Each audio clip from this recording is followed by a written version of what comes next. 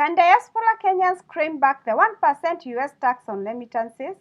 Here is the truth, what you can and can't do. Many people are asking, can I get a refund for this 1% tax? Is it deductible on my Form 1040? Or can I avoid it by using different apps?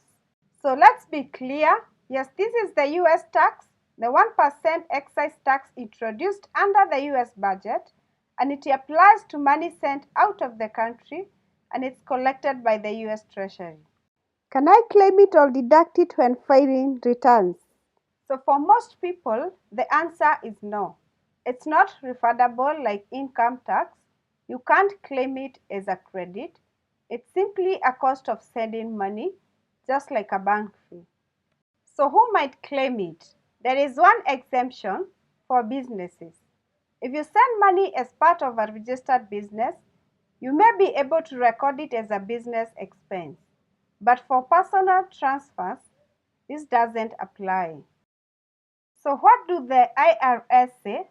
This 1% is a non-refundable excise tax, just like the federal gas tax. You just pay it. But here is the good news.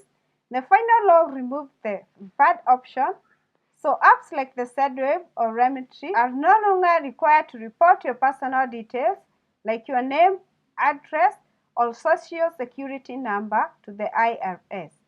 Now that it is low, you need to be strategic. Avoid sending small amounts often. Compare platforms to see who adds the least in fees. And plan your remittances with this tax in mind. So this 1% is not refundable and it's not claimable. But if you are in business, you may deduct it as an expense. The only way to reduce its impact is to change how you send. Want to avoid paying the 1% completely?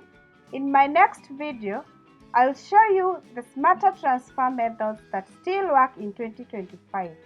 Don't forget to subscribe for weekly diaspora tax updates.